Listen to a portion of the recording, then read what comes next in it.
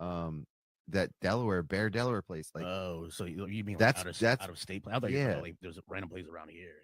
No, he's a Havre de Grace guy. Uh, Rod doesn't live in Bear anymore. Like, he used to live up there, right? He's back in East Dean. oh fucking hell! But yeah, he like that's like his home spot. Is that fucking Bear Delaware shit? If anybody should know, Dave, you should know. Where's Rod at? You guys keep tabs on each other, dude. Hashtag East Dean Rod Uncensored. Shout out Rod. Shout out Rod. That crazy. The only person to get banned from the State Theater and then probably single-handedly shut it down.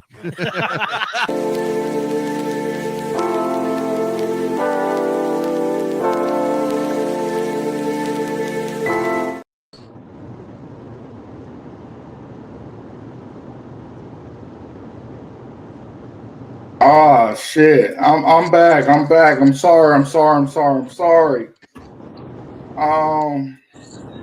Damn, I gotta put my visual shit up. I'm sorry. God, I'm being a real black person today. I really am, because I'm excited because the Eagles lost tonight. I'm sorry. I'm running late right now because I'm excited the Eagles lost tonight. It's not the personal, but it is personal, man. Hey, 505, these niggas been talking shit all year, man. I'm sorry, man. I hate an Eagles fan more than I hate a Pittsburgh fan. You know what I mean? Hey, man. Let me tell you why. Hey. They talk so much shit like they want so much. And they haven't won much like y'all want. You know what I mean? I gotta say this. Pittsburgh, like our big brother. I'm gonna say that. Like, you my big brother. But at the end of the day, we tied now. It's still mutual respect. They still got more to prepare for, and the more they gotta do. That's how I gotta go started, man. But how y'all doing today? I'm glad everybody can make it. You know what I mean? And I appreciate everybody can make it today. And let's get this shit started. What's up with you? How you doing tonight, brother? I'm doing good, man. I'm doing good, man. Like I said, man, I'm doing well tonight, man. I'm glad the Eagles lost tonight, and I'm gonna keep them beating that drum all night. But we got a special night. You got a special guest tonight because we normally don't have women on this podcast, man. It's hard to find a woman tough enough to come on this podcast, man. Really? We had one that came on here. She was out talking to everybody. I thought she was a state attorney, but we got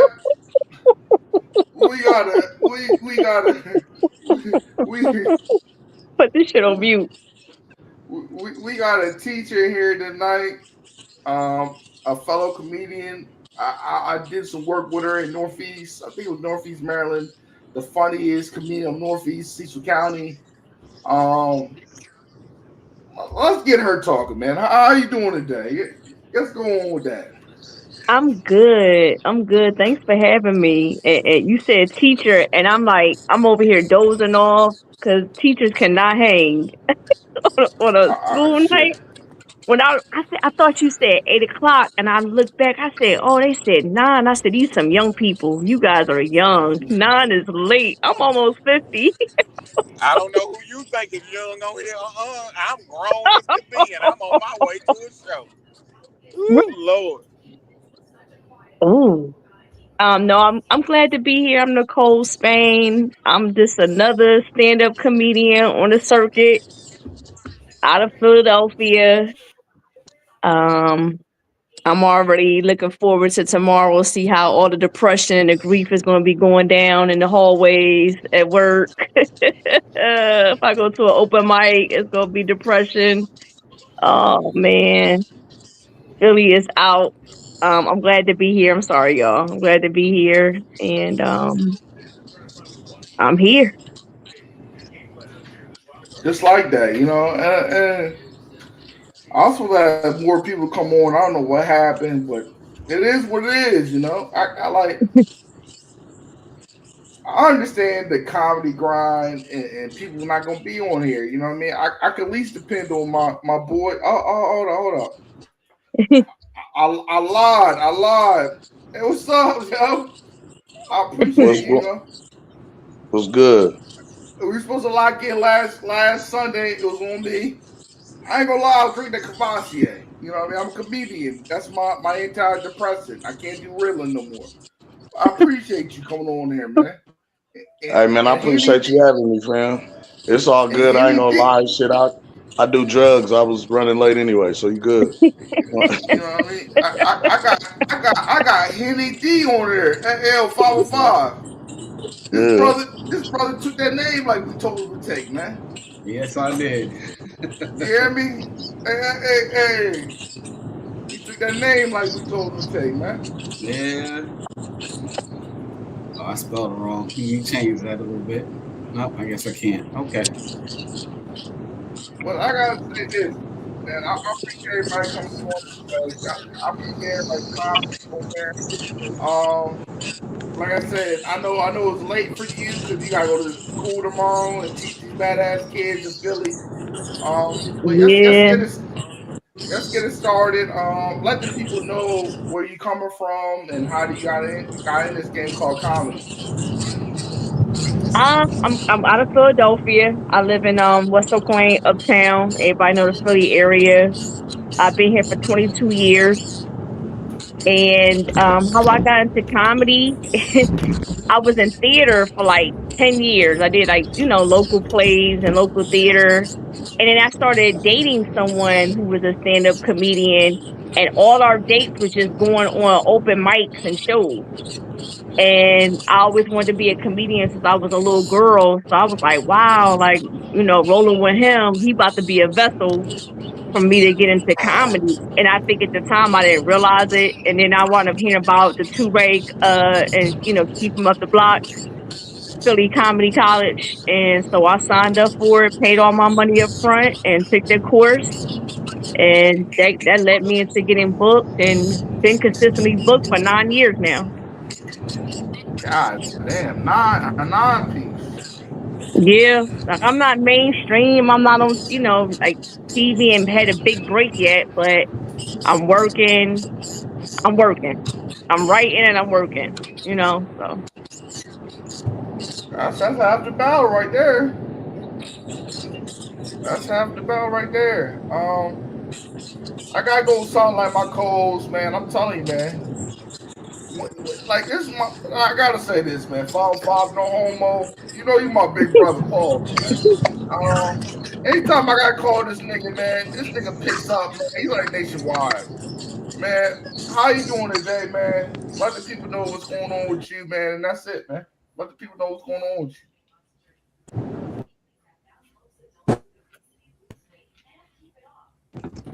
What's going on? What you saying? Oh, can y'all hear me? Yeah, we can hear you. What's going on with you? There we go. Oh, shit. My bad. Listen, man. The name is Cam Edwards, man. My name is Cameron Edwards. Hailing from Omaha, Nebraska, the 402, home of undisputed champ Terrence Bud Crawford, good friend of mine. Listen, man, I've been doing comedy. I've been talking shit all my life, right? I'm 38. But I really got into doing comedy during the pandemic, June of 2021. And I ain't gonna hold you. Shit been crazy. It's been a blessing, but what got me into comedy, honestly, I did it for different reasons. Like, I dealt with depression. You feel me? And I never wanted nobody else to feel like I felt, think like I thought, being some of the mind spaces that I was in. So I really was on some shit like, I never want you to leave my presence the same way you came. You feel me? Like, and I meant that, good or bad, but you would never leave my presence the same way you came. You know what I mean? So I always tried to speak life into people, and you know what I'm saying, like, give people game and shit. Like, not on no gatekeeping shit. Like, give people game that motherfuckers gave me, like, freely. You know what I mean? I'm still learning every day. I ain't perfect. You know what I mean? But that was why I got into this shit. So, and of course, it was crazy, man, because I've been through a lot of shit, bro. Like, I've done a lot of shit. I've been through a lot of shit. And my way to deal with and cope with a lot of shit was making a joke out of everything. I could find a joke in some of everything, good, bad. You know what I mean? Some shit was dark humor, like, but it was like I got into comedy because I was like, bro, I watched how a person's mindset and them literally smiling change their physiology, like healed a motherfucker, like on some comedy is medicine type shit. You feel me? Like, I was like, damn, bitch, I'm a scientist. If I could make a whole room full of people laugh, I could walk in here and like meet a whole bunch of strangers, don't nobody know who I am, and I could change the mood of the entire room. It's power in that.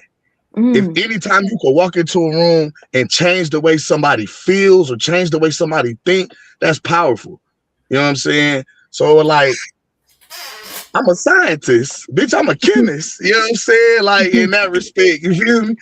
Like I really got into this shit because I want to spread joy, bro. I want to bless people's life in a way that if I know we all going through shit, I know we all dealing with shit every day.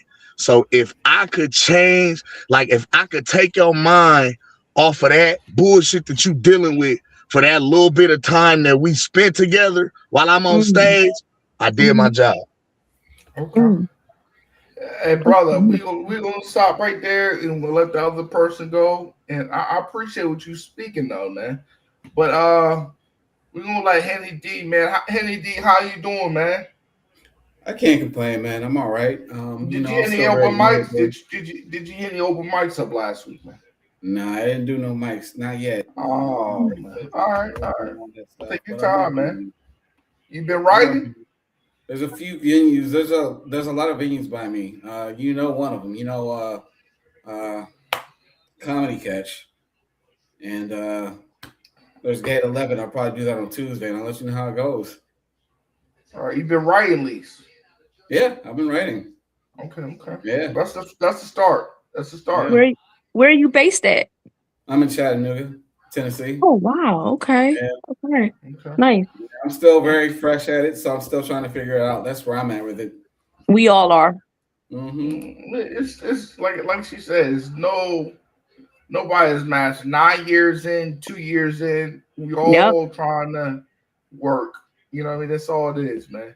But I gotta get my big bro in here, man. Mr. 505. How you doing, brother? Man, what's going on, baby? Same trash, different truck. Tell me something good, man. All right, man. How you doing, man? I see you got your vacation shirt on, man. I know you. Tell me something good. Man. Tell me something good. Hey, you already know it's show attire, baby. It's show time. It's show time. I'm headed to go to work. You know what it is. You know it. Hey, but you know it'll be an outfit change very shortly. You know that. I'm telling you, you change more clothes than Beyonce, nigga. I know that. I know that for a fact. Hey, you don't go on stage and what you show up in. You don't never do that. Can't do that. Definitely got my change of clothes. I already know you got your change of clothes. I already know it. Hey, don't start your shit, man. Don't start. I'm trying not to, man. But I gotta say this, man. I'm just gonna do a review about our weekend. I went to a show. I went out to a show in Bar 13 in Wilmington, Delaware. And I gotta say this about comedy. I know one thing, but two things for certain. When I go to shows, I look at shows differently than a lot of people. I already expect sometimes with if it's a lot, I'm saying if it's 2-3 black people on there, I know it's 3 white guys that going to do shock humor, gay humor, and I'm already prepared for that. You forgot anal. Anal jokes always gonna be included with that. You better know it. And I went to a show in Bar 13, and I'm saying this about this gay comedian. I don't know his name, I forgot his name because I was drinking. I'm gonna say that I was drinking. But the gay comedian, his gay humor was on next level. It was funny compared to other guys trying to do gay humor. right? Because I already know what the game plan for white comedians are. Either gonna do shock humor or gonna do that gay shit. And the guy who was actually gay, he did it at a high level. It was funny. Phil Pitts was funny. Pause. Yeah, exactly. But I got. You know what I mean? I'm gonna say no Diddy. No Diddy. I fell on the pause, man. But he was funny. The other couple guys was funny on the card.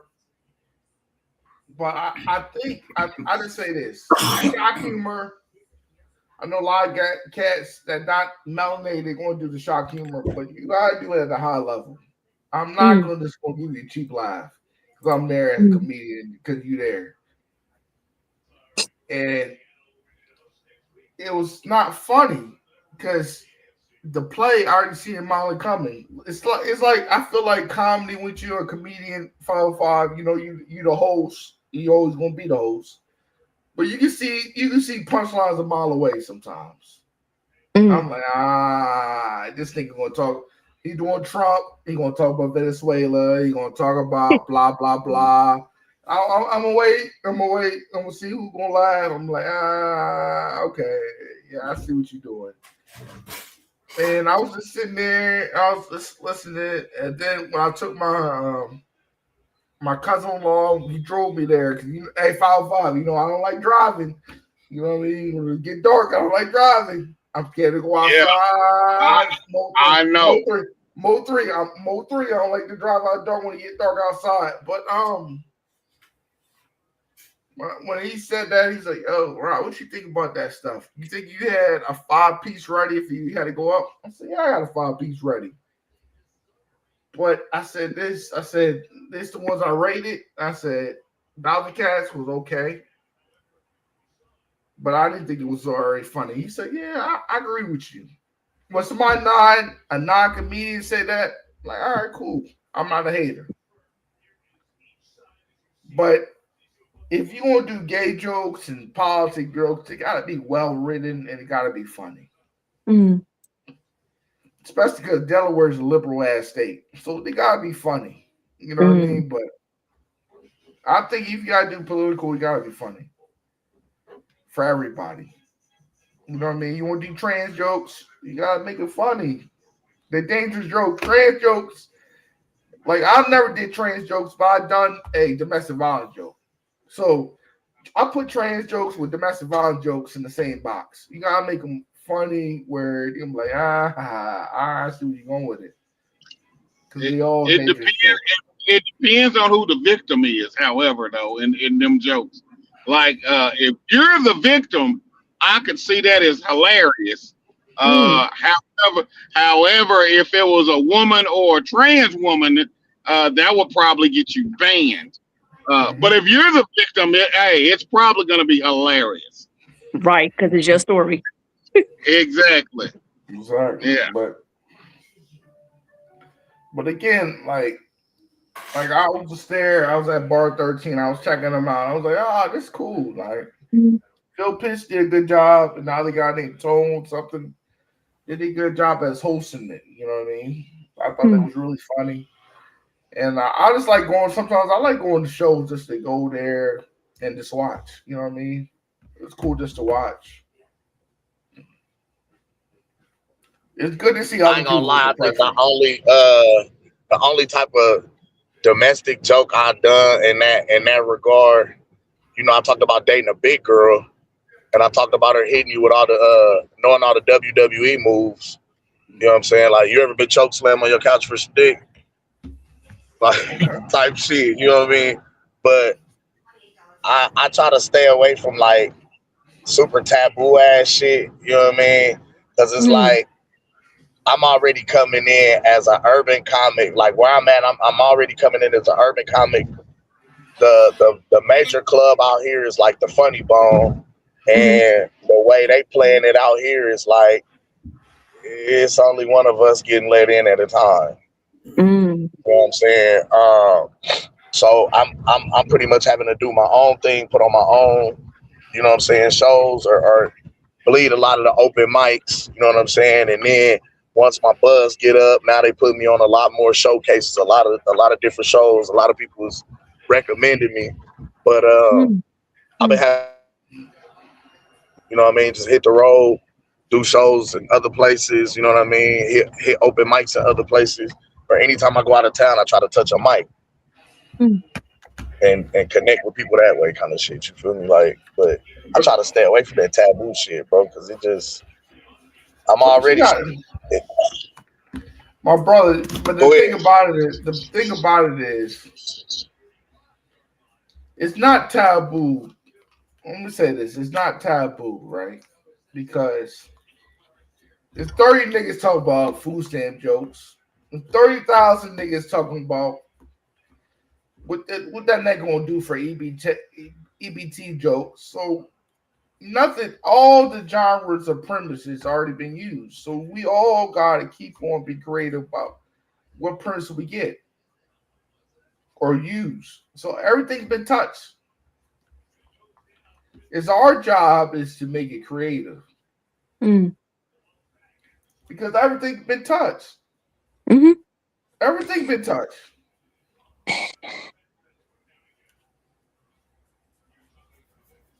Yeah, the sky is the limit when it comes to like the creativity, you know, piece of comedy. You know what I'm saying? When it comes to writing and, you know, thinking about different topics and subjects to touch on, you know what I mean? But also, too, I think what a lot of people kind of find themselves doing is whatever lifestyle they subscribe to, you know what I'm saying? And whatever knowledge they have on whatever current events or whatever situations that they, you know, choose to write on, that's what they kind of stick to or stick in.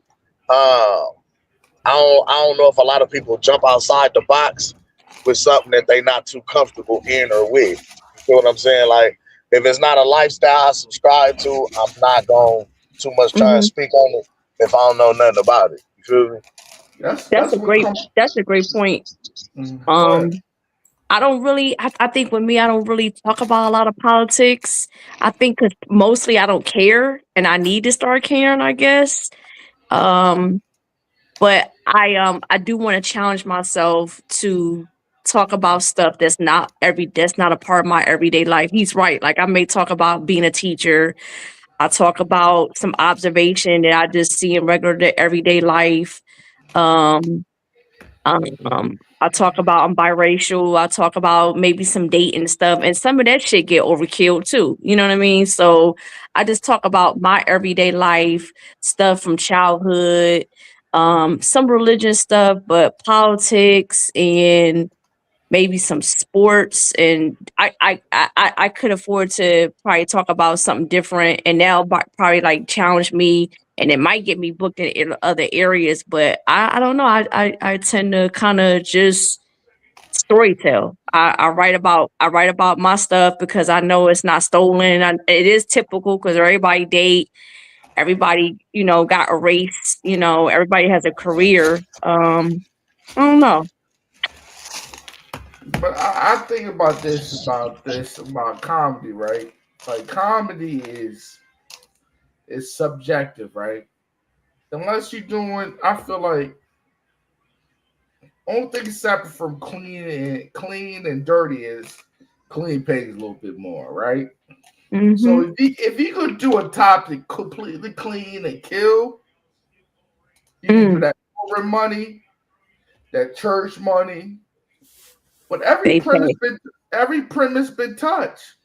Like, you can do a premise about church. You can do a premise about, hey, yo, I'm independent, but I'm a Democrat / Republican, and you make it funny because I said, man, whatever you want to do, because you pro whatever, you can make that kind of funny, but everything's been touched, so it's really with your mind and how far you want to take this shit creatively.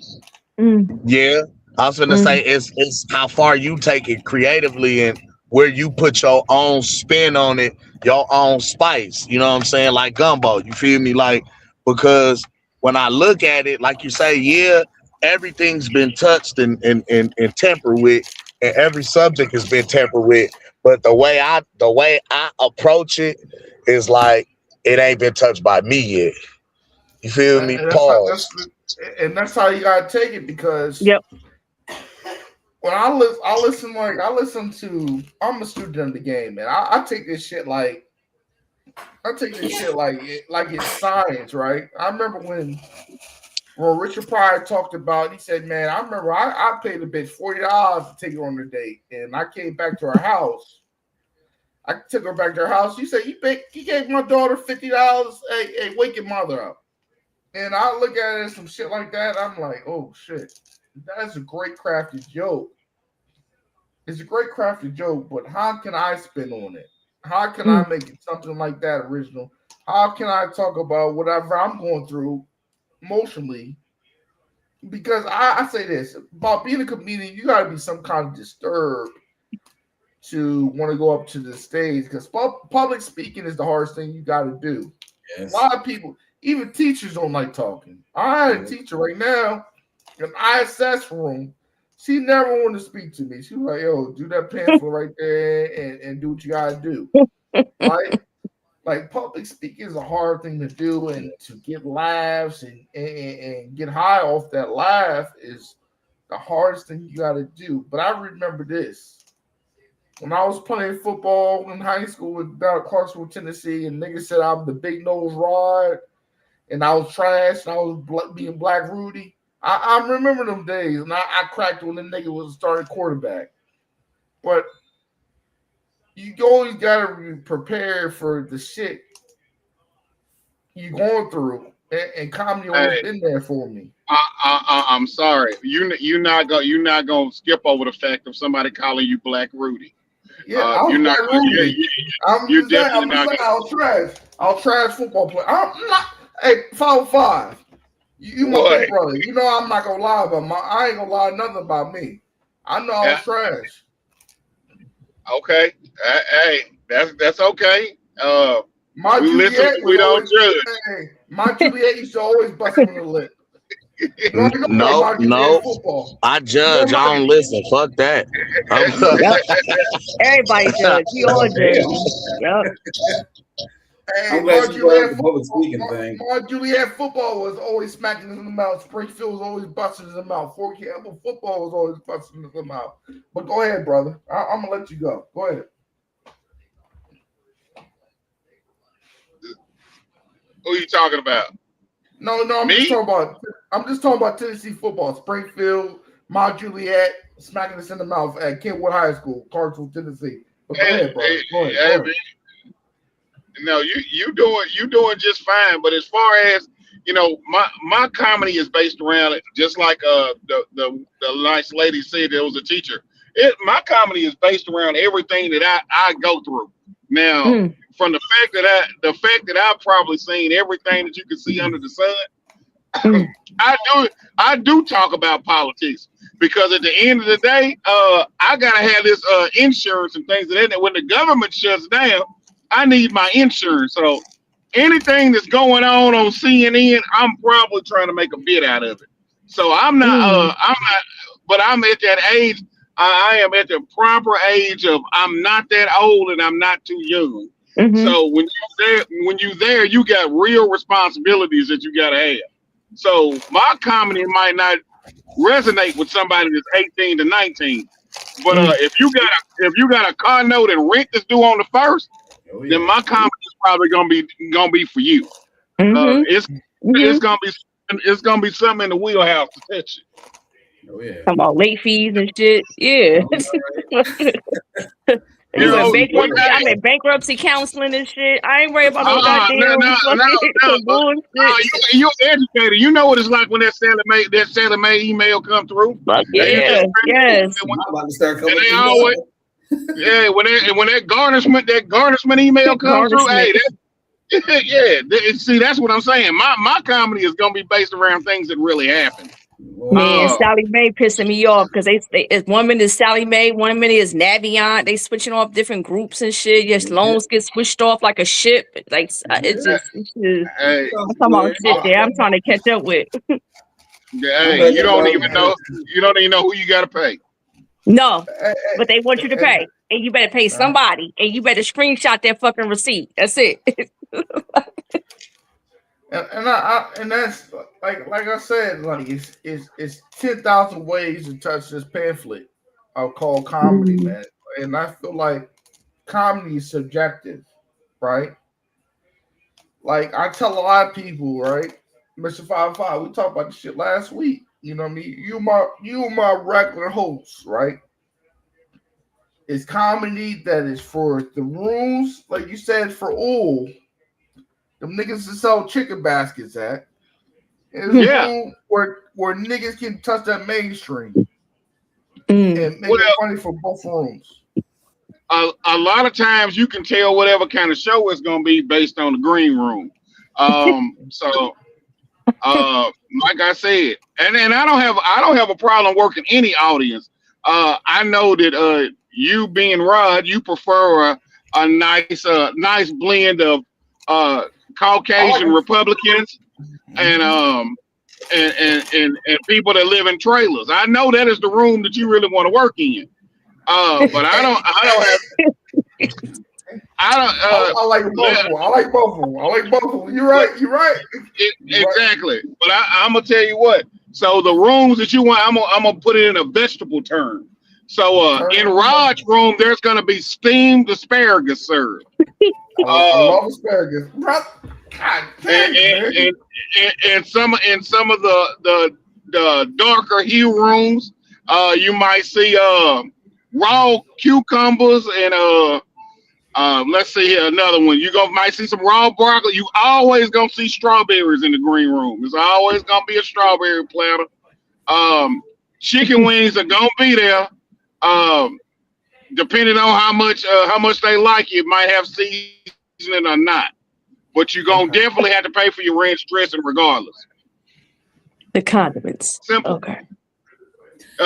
Hey, give them soup, rent them spoons. I gotta say this, man. Hey, 5-5, you doing me well, man. I like a mature black room, man. Ain't nothing wrong with a mature black room. I don't want no niggas coming in with that. I don't want no nigga to come over with the blue shiesties. Them niggas scare me because they don't got nothing to lose. But I love a mature black room with a couple sprinkles of the Caucasians. Ain't nothing wrong. Hey, well, look here. I'm gonna turn this camera around and I'm gonna let you see this ultra black room that I'm getting ready to go work in right now. That it is 8:30 my time and there is not a parking spot that you can get. I'm going to let you see this. This is what is going on, and hey, you can't get a parking spot nowhere in here. Lord have mercy. They are parking at the title loan place. The title spot. They're across the street in another parking lot. Yeah, they are parking at the other parking lot because they got a mutual agreement. Man, that shit crazy as hell. Yeah. So you about to do an open mic? Oh, so they got there's an open mic and the open mic runs from like 8 my time, which I'm an hour behind probably most of y'all. 8 my time until like 9:30 in the show. The roast battle starts at 10 o'clock. Okay. Yeah. So I'm headlining the roast battle. Nice. So you in the state where Malcolm X was born?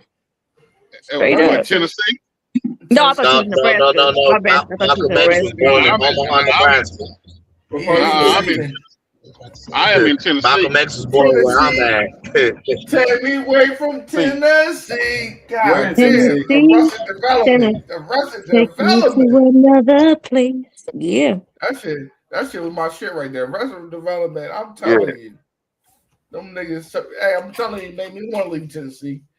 So I realized what they had out there. So I realized what part of Tennessee they had out there. Them Tennessee, let me go. Let me leave that alone. Because black men don't cheat. Again, what my brother follow? 5, he back. I'm already back. Hey, brother, I know you back. Yeah, I'm already back. I don't know what happened with the phone. People want to know what part of Tennessee you at, man. I am in Nashville, Tennessee. Oh, Okay. okay. That's what's up. I am in Nashville, Tennessee. How far Yeah, is that from Memphis? I'm about 3.5 hours from Memphis. Okay. All right. About Yeah, three and a Tennessee. half hours from Memphis. I They gotta both get got out good there, man. I food, gotta get out there to Nashville and Memphis, man. good food, good music. Both cities. Do what? I said both cities got good food and good music. Hey, God damn, this nigga with his phone going out. But can't like I ain't doing that shit. I ain't doing that shit when I was out there. Um what the fuck? This nigga's phone. I'm gonna let my nigga go be You great. got that Metro PC mess. Is that what that is? Let me stop me. It's not a roast. My bad. My bad. What's going on with this nigga, man? Oh, this shit loading. You want to God pay partial bill on damn. that joint. God damn, boy. Again, man. But yeah, man. What's going on, everybody, man? Where are the goals for 2026, man? Everybody, man. What's the goals for 2026? Nicole, let's go with you. What's your goals for 2026? Um, Even though it's a typical question, it's a good question for me. My goal for 2026 is to really make my mental and my emotional health important. What you mean by that? Good question. Sticking with therapy, not missing no sessions, keeping consistent and counseling, and going there with a game plan of certain shit that I want to address and consistently address. Taking time out for self-care after a long, like somebody brother said, when you do comedy and you a teacher, I'm talking all day, I'm around people all day, I'm people pleasing all day, and at a certain time, shutting the shit off and turning the phone off, not just putting the phone in. I'm talking about turning the phone, doing a phone fast. For me, that is mental and emotional care also. So that's just one thing for me for 2026. I feel like, for me personally, I feel like comedy is my counseling. I feel like comedy is my therapy because when I did therapy, I felt like I was getting judged. Mm. Mhm. Mhm. Right? I feel like when I did therapy in my earlier years, I feel like I was getting judged. I don't know why I felt like that, but That's I felt like honest. I mean, yeah. I felt like when I was doing what I felt my therapy was with writing, and I talk about Belts was my ADHD medicine, was my Ritalin. I feel like I got a Mm. laugh out of that, and I felt like, damn, maybe that was my Ritalin, and maybe what the trauma I dealt with was they find funny. I felt like it was a release for me.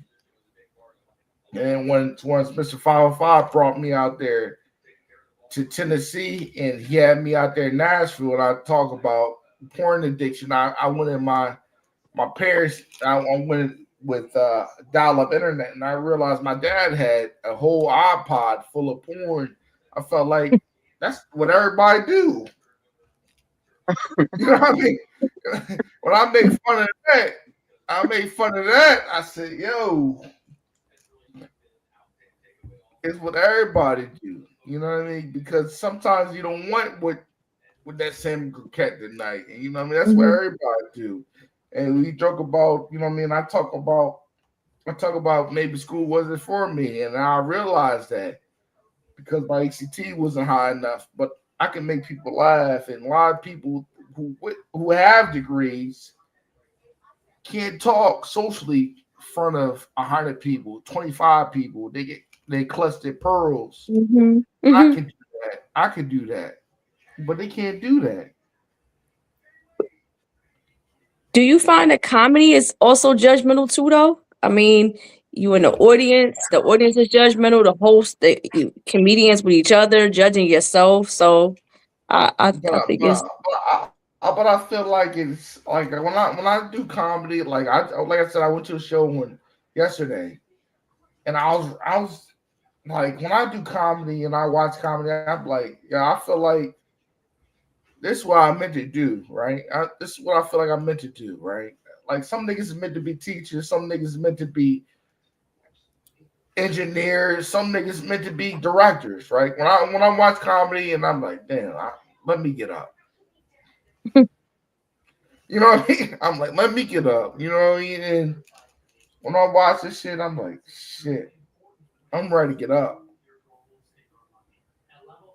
Because this is what I like to do. I love telling jokes. I love making people feel good. Do you feel like your comedy has changed since you came to Tennessee? I feel like that shit I feel like that shit made me Super Saiyan. really. Like when I can go by, when I went back home, because like a lot of people don't understand. I left Maryland when I was 10 years old. I left Maryland when I was 10 years old. I went to live in Tennessee when I was 10. Mm. And I went back in 2011. So you do the math. When I came back home at almost 32 years old to visit my pops, you know what I mean? And my pops said, "Wow, you sure? How you telling jokes, son? I know what you could do." When I went to do a 505, 2 shows, that second show, my pops came there. He said, "Ron, you left some shit out of the story." And when I came back to Delaware, I'm staying at, he said, "Yo, son, I keep on doing what you're doing." That was my biggest hooray. I felt like I jumped out of an airplane. Mm. I was 101st Airborne. I jumped out of an airplane. A true test for a lot of comics is that first time going out of state. Then you really find out exactly what you got to work with, because if you're doing the same open mics week in and week out, people are already getting used to where the point is going to be. But when you go out of town and really find out if you Mm-hmm. got some local material, you got some material that transcends regionally and can transcend nationally, that's a Mm-hmm. that's a different feeling. That's That true. that that's a big And I you know find what that I with say? me. And I'm sorry, Nicole. I don't want to cut you off. Okay. When I went out there with my old lady and my baby, and I just sat there, I sat in the hotel. I was like, "Yo, sweetheart, this first show, I'm scared." She said, "Yeah, don't Mm. worry about it. Don't worry about it." And I'm just sat there and I'm just in my room looking at my nose. So I'm like, yo, and I went to that venue and like I tell you this is the day. When Gwen pressed me, 505, when I tell you this, when Gwen pressed me and said, "Hey, no niggas live in Delaware, Nicole." I'm like, it's plenty niggas in Delaware. It's like it's plenty niggas in Philly. It's plenty niggas in Delaware. When she pressed me with that, and I'm like, this woman pressed me to this end of this day, told me no niggas that live in Delaware. I'm like, yo, I gotta perform, and I made her. I looked at hey 505. I looked at her, and I made her chuckle a little bit. I said, "I'm gonna be all right. I'm gonna be able to land this shit for the first show. I'm gonna be able to I'm on land the this shit." podcast right now, brother. What's up, man? What's happening, family? Hey, And, hey, Ron, I don't mean to interrupt y'all, but that's comedian slick, baby. What's up, nigga? What's up, Slick, baby? hey, nigga, I'm gonna need you to come on next week. Hey, come get me if he ain't mad at me after the night. I'm gonna need you to come on next week, baby.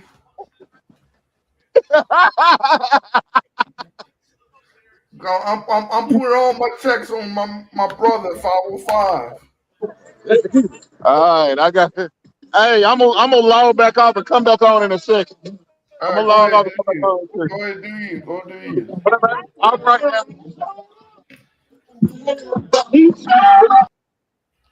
right, I agree with 505. Like you got New York comedians, right? New York City, five boroughs.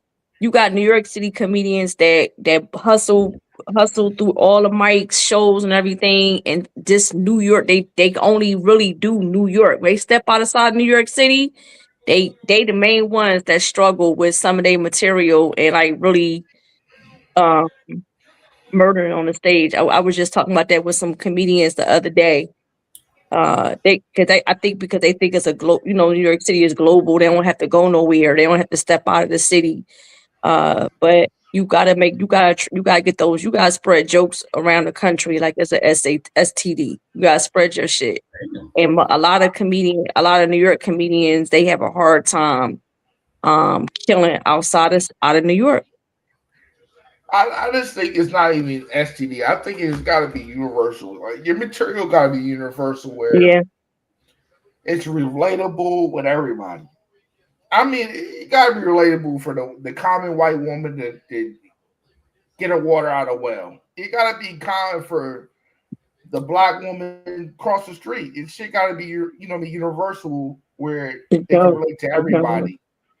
It got to relate to everybody, and that comes from reading. I don't mean to be like funny like that, but it comes from reading and just reading the news and having some kind of flavor to bring to the game. Like I talk about being fat. I'm like, yo, like I love my wife's breast milk, but she loves my breast milk too. Like simple shit like that.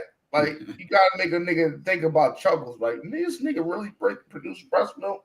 I'm like, no, that's not really possible. You gotta bring flavor to that shit, where you gotta make niggas think and tap dance, whatever you gotta do when it comes to the stages. And you gotta really want to put your hard work into this shit, because this shit is hard, man. Going to open mics every day, 3 times a night, 2 times a night, whatever you can do, because this shit ain't easy. Sometimes I cry in the car, nigga. I cry in the car because I bomb in front of comedians. Like this shit ain't, is no manual in the comedy. You can take all the classes you want. You can take the classes you want. You can have writers, whatever, but you still can bomb. Yeah. I ain't gonna lie, it's been a couple things that I kind of been observing. And I when I talk to other comics from other places, it seemed like we all going through the exact same thing. Like a prime example, everybody, is known and get love in their city, you know what I mean? But it's like the people in the city that got the money that's booking the shows and promoter is, they'll pay a out of town individual to come in and do exactly what you do, and they make you feel like it's a slap in the face, right? But the one thing that I'm hearing from the promoters is return on investment. Like the first thing they look at is our social media following, and if we don't have a shit ton of social media followers, that in their mind doesn't translate to being a draw or them making any money on investment, investing in us to come out and perform. So the one thing that we really have to do more of is promote ourselves, so that way our content gets out to more people, more places, more people, more eyes, get on you and your talent and what you got going on. But all of that takes money, which niggas ain't got a whole lot of money unless they, you know what I mean? Like allocating funds toward really investing and boosting your reels and all these different types of little things to try to get more eyes on your shit. You know what I mean? Like, and in the same token, a lot of people that have developed a strong social media presence, they struggle when it comes to actually doing a stand-up set. You know what I mean? And vice versa. The people who have a strong stand-up set and they cold as fucking funny as shit on stage, nobody knows who they are on social media because we motherfucking too busy grinding. Right.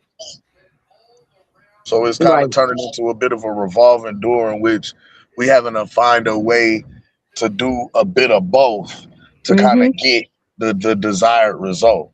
The balance. Does that make sense? Yeah. Can you be a camouflage with the screen and the stage? 2 S's, screen and stage. Because I ain't gonna lie, I chopped it up with a couple, comedians that for sure had much larger names and been doing it a lot Mm. longer. And like shout out to my guy Shane Forbes, man, out in Cali. Man, Shane told me Mm. flat out, he was like, look, you in Omaha, Omaha is not considered an A market, right? So Mm. any place that is not considered an A market, you gotta tear up the road in the region. He was like, bro, Mm. you gotta hit all the major cities in and around your area and go fuck them up and do it consistently to where you start building a buzz there in addition to what you doing already at home. Mhm. And it was like the more you fucking up these major cities and other places, for some reason, the more motherfuckers at home will start recommending you to want to do shit and so on Mhm. and tagging you. Yeah, it's Mhm. wild, man. That shit's real, nigga, because I know, man. You know how many That's niggas kind I of where I'm know at. that 10 minutes away they can come to my show doing, but they only gonna support the niggas that are already established. They waiting for you Facts. to be they want you to be a finished product because they can say, man, I I know know him. Cameron Edwards. I know Cameron Edwards. Yeah. I remember up, man, me here cool. I can call him right now on the phone. They Yep. want you to get to that level before they can put you up in the air. Right. No lie, not to cut you off. I saw the difference, fam. Like I done had shows that was $50 and I'm on there with somebody who's a celebrity or has a Hollywood presence and a larger name. Motherfucker showed up and packed that bitch out. I done had shows that was free Mm. and nobody showed up. Mhm. Like, Mhm. you know what I'm saying? So I done seen it on both sides. Like it's a grind, bro, and it's an ebb and a flow, and then it's like motherfuckers pick and choose your consistency. I done had people approach me and tell me flat out, hey, look, we know everybody in the city fuck with you. You got love from a lot of different individuals and you work with everybody. But because you cool with them, don't mean we cool with them. So because we see you working with them, we not showing up to support because we feel like we put money in their pockets. So even though we got love for you and we support what you doing, do your own thing and then we'll show up. And it was Mm. like, well, damn. Mm. So it always screamed to me, start doing my own shit, do my own shows. But I ran into a bit of things with that because a lot of the comics here that were doing the bigger shows don't have their own following or don't have a following at all. They just got a homie that own the venue, so they allow them to do the venue for free. So they ain't gotta pay. You know what I mean? They ain't gotta go through half the shit that I gotta go through to start a show. You Mhm. feel me? Mhm. Like, Mhm. in order for me to get a show, I gotta pay to rent a venue, pay for a DJ, pay for security, and then if I choose to put other comics on, them motherfuckers want me to pay them too, even if they don't got a following, a crowd. Motherfucker know who they is. Time is money. You know what I mean? So Mhm. I'm coming out of pocket to put on a showcase or a show. Whereas these other motherfuckers, they know the homie that own a bar, they just let them throw a show and they just be in there telling jokes, but not making no money, not having no motion or doing nothing with it. So, you know what I mean? Our entertainment scene here is kind of segregated.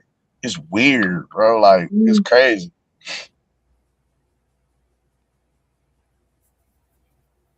It's probably like that in different cities too. It's a subculture, it's a sub community. I say this with love, but it's a big ass high school. It's just a big ass high school. Who was popular? Who was in this group? Who was in that? You know, and that's eventually.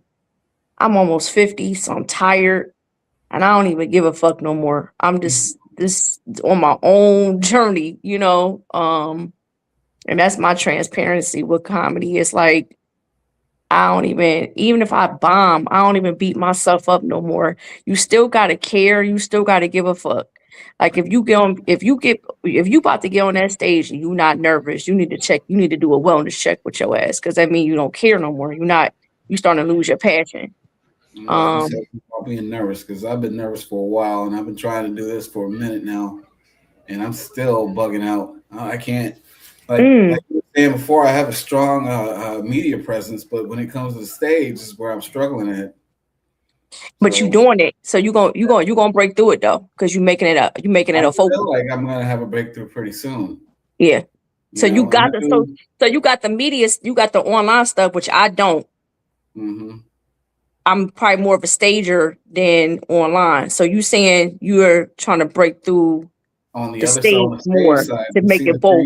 I do a lot of karaoke, which I would think would carry over, but still not really. But since I love music, I'm thinking if I can do music while I'm trying to do the comedy thing, that'll just merge them together. Mm-hmm. So yeah, it's true. Yeah. And a lot of places I do karaoke and now do comedy shows, so people already know who I am. So it makes it a little easier to start really killing those same stages doing comedy. Right. Mm-hmm.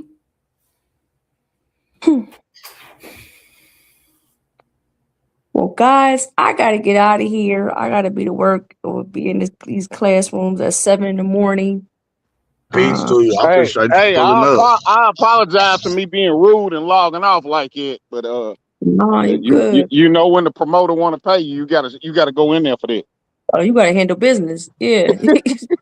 We ain't going nowhere. Shit. We like yeah. I'm glad he paying you. Right. Sometimes the promoters don't pay you. That what's up.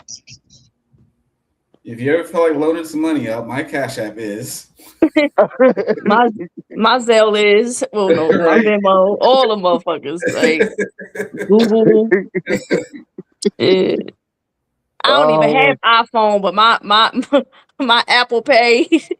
Right. Fuck. My Google Pay is. Hey, your boy. I'm gonna tell you what. Hey, Rod, I'm gonna give you a trick. I'm gonna turn this around. That is Cam Ward's Corvette. Okay. And Nicole, I appreciate you coming on the channel, man. I appreciate you having me. Have a good night, and maybe we can do a solo project, and you just come on, tell your story on a quick little humbug, whenever you can do unless it. you want me to stay on, unless you wanted me to stay on longer tonight, but sure, I would love to come back or whatever you. I'm down. I ain't gonna say no. It's art. Shit. I'm gonna hit you up. Go ahead. Okay, y'all. I'll get out with you. Yeah, it's nice meeting you guys virtually. I hope to cross paths with y'all on this comedy circuit. I was born and raised in Detroit, so everybody go down to Tennessee. Yeah. Everybody from Tennessee, like just Detroit and Tennessee is, little brother sister type thing. What up, though? What up, though? Shit, hell, they say hell no, hell motherfucking no. Hell motherfucking no. Hell hecky no. Oh no, you know somebody from Detroit when you hear hecky no. That hecky no, I only heard that from Chicago. Hey, that hecky no was Chicago and Gary. That was Gary, Indiana. That you're right. Yeah. I think Detroit just bit off of it. Okay. That was shit. Yeah, but I've been on the East Coast for many years now, so I can't even front. But all right, you have a good night, and I'm gonna get out with you. Y'all too. Follow me on the book or Instagram, y'all, and vice versa. I'm not on TikTok. I got hold off of TikTok. I'm not going back on that bitch for the rest of the year. So, I'm around. God bless y'all. All right, hey, be blessed, Queen. I'm gonna definitely follow you too for sure. All right. All right, now how you doing? All right. Hey, 5-5, we getting up on the stage, man. Shit. I'm actually gonna do part of the open mic here in a minute. They just asked me to do like 6 minutes on the open mic before we even do the roast battle. So he's going up before me, and then the roast battle actually starts at 10 o'clock my time, so it'll be 11 o'clock your time. All right, so man, before we get in there, we better get it out here in 15 minutes because I'm long with it don't mean nothing. But Henny D, man, I gotta ask you this, Henny D. Mm-hmm. Have you took anything we said the last 2 weeks? Well, last week, yeah, I did. I changed the name. I appreciate that. Let me say this. I appreciate that you taking what we told you to take. Yep. But the riding, when we talked about all the mics you can hit from out the Chattanooga, have you hit one of them yet? Not yet. The problem with He me right ain't now, with the man one. He told you that earlier. Okay. My schedule's kind of crazy. I'm trying to figure that out right now. I'm trying to get that work-life balance straightened out. Okay. So there's a mic on Tuesdays. At, are you gonna try to hit that? Hell yeah, absolutely. Henry, I gotta ask you this because your name Henry D. You got any children? You have any children? No. I got 3 children. So why have you hit the open mic last week? What's the question? So why have you hit that open mic last week? You got no children. No, because my schedule. I'm working on my schedule. My work and my life are kind of like messed up right now, so I'm trying to figure that out. And yeah, I'm gonna have that balanced out pretty soon. Okay. All right, man.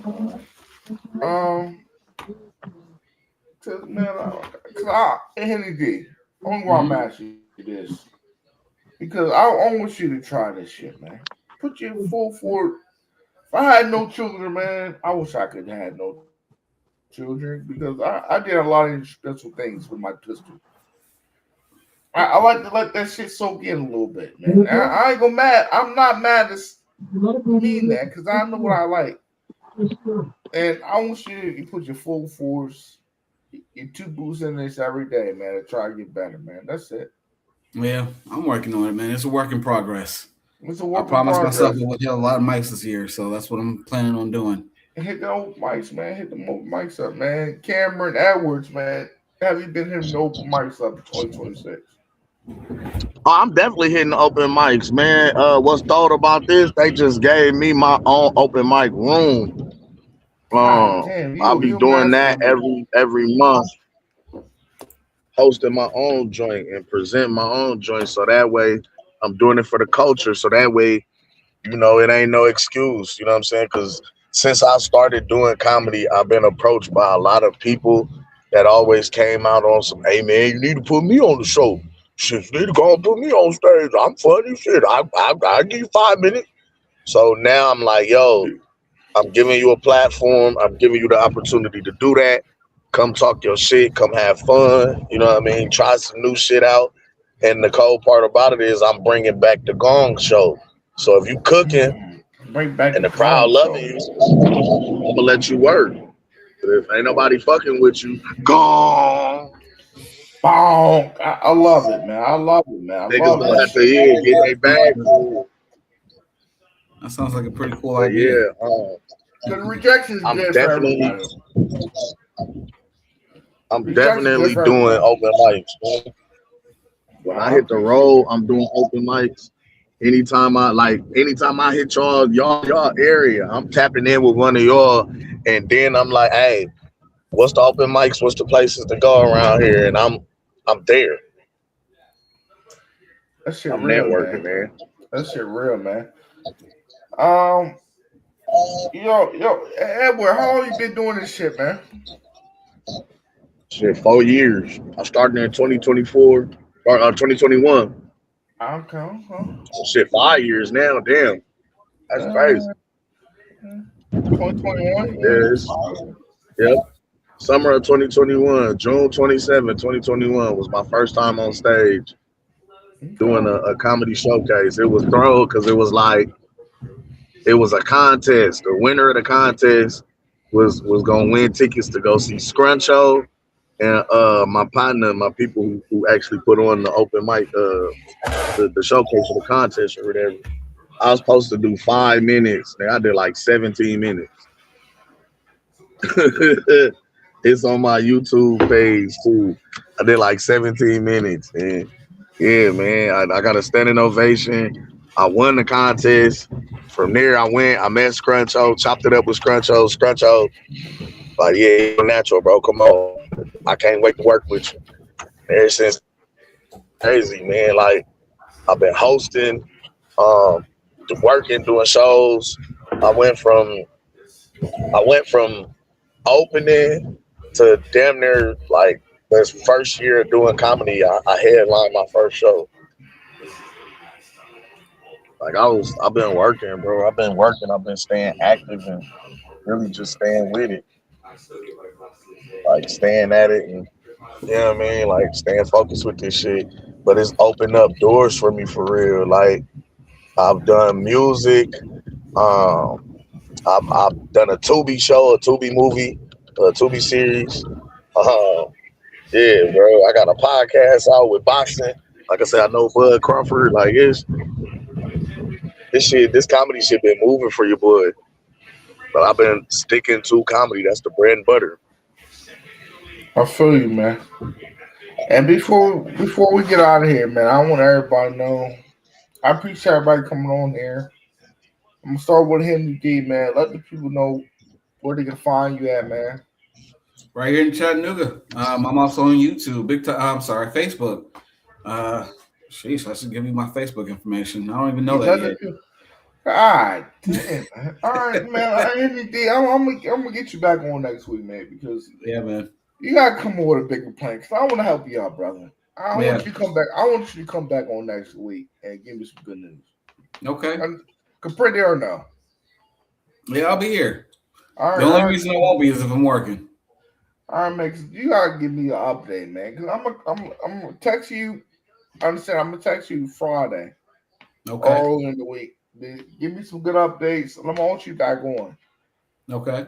Because I want you to keep on working, man. I will be. If you were telling me you're a storyteller, I want you to keep on working, man. If you got no kids, I want you to keep on working. I got you, man. All right. You say you don't got no names he can give you. Cameron Edwards, let the people know where they can find you. You got social media. Before we go any farther. Yep. Shit, you can find me on Facebook at my government name, Cameron Edwards.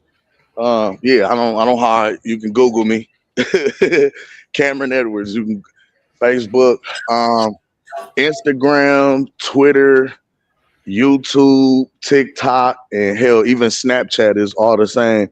I am _ Cam Edwards. You'll see the photo, see the pic. It's me. I don't hide. I know you ain't gonna hide, brother. Again, man, I appreciate everybody coming on here. Like, share, subscribe. I appreciate everybody coming in. I want my brother Henry D to come back on, man. He gotta give me some good news, man. For sure, man. I want some open mic news that you try do open mic and you did a long time story because you got a lot of story coming from. You from the Detroit area got a lot of story to come from. I want anybody want to come. If Cameron Edwards want to come back on next week, he can come on next week because this podcast is about comedy and telling everybody's story. So like, share, subscribe, follow these brothers, all social media, and we out of here, man. Like, share, subscribe everywhere, man. I appreciate everybody coming on tonight. Hey, peace, man. Appreciate you, fam. No doubt. Salute. See you next week.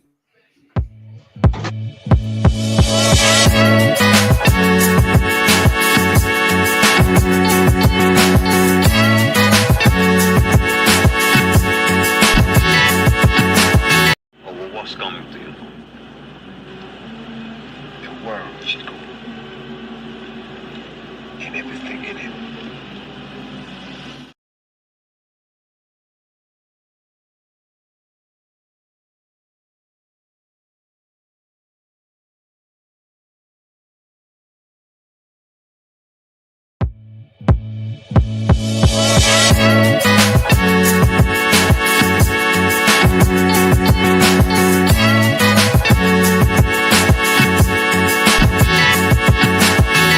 What's coming to you?